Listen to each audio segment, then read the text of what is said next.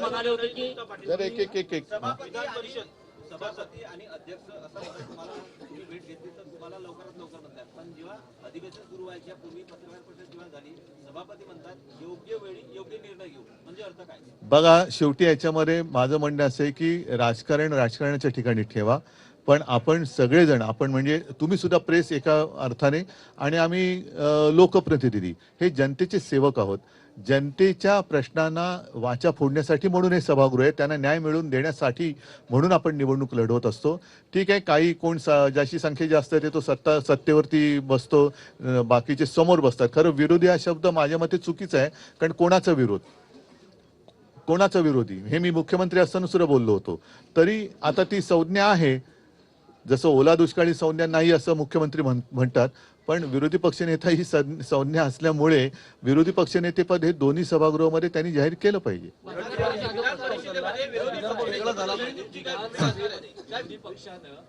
एक मिनिट बोलतो. हो, अधिवेशन सुरू होताना अशी एक चर्चा सुरू झाली की भाजपने दोन वेगळी नावं, म्हणजे विधानसभेत वडेट्टीवारांचं आणि परिषदेत अनिल परबांचं नाव विरोधकांना सुचवलंय. यात कितपत तथ्य नाही. आता जसं काही जण असं म्हणतात मी काय भाषण करायचंय तुम्ही नाही सुचवायचं, तसं विरोधी पक्ष नेते पदाचं नाव कोणी द्यायचं हे सत्ताधारी नाही ठरवणार.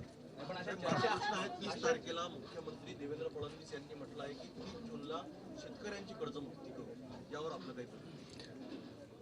हा मुहूर्त कुठून काढला त्यांनी? ज्या वेळेला एखादा घाव बसतो तेव्हाच त्याचं औषध उपचार करण्याची गरज असते. मी कालही या विषयावरती बोललेलो आहे की शेतकरी कधी नव्हे एवढ्या मोठ्या संकटात सापडलेला आहे आणि त्याला तात्काळ मदत करणं. आज सुद्धा कर्जाचं पुनर्गठन हा शब्द फार वाईट आहे. पुनर्गठन म्हणजे त्याचं कर्ज तर माफ होत नाही, पण व्याजावरती व्याज चढत जाते. त्याच्या डोक्यावरची टांगती तलवार तशीच आहे. बँकांकडनं कर्ज वसुलीचा तगादा हा लावला जातोच आहे. पुनर्गठन केलं तर काही काळासाठी तो कदाचित थांबेल, पण आता शेतकरी परत नाईलाज म्हणून कामाला लागलाय. त्याला शेवटी मदत करायची असेल तर तात्काळ मदत दिली पाहिजे.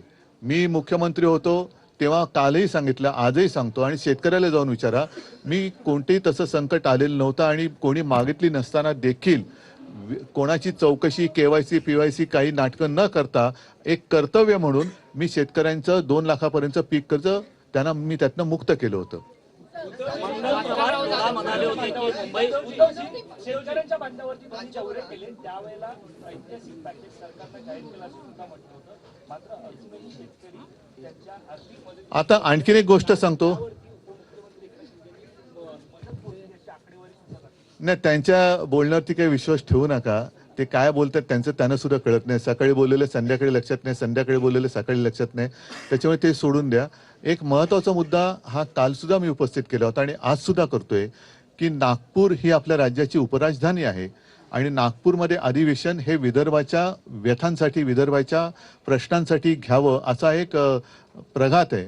आता या सगळ्या काळामध्ये विदर्भाच्या विषयावरती किती काळ चर्चा झाली आजपर्यंत? जर का आपण बघितलं या सभागृहात जे कामकाज झालं, सरकारकडनं महापालिका निवडणुका लक्षात ठेवून घोषणा केल्या गेल्या, मुंबईसाठी घोषणा केल्या गेल्या, सगळ्या त्या करायला पाहिजे, त्याच्याबद्दल काही प्रश्नच नाहीये. पण विदर्भासाठी काय केले?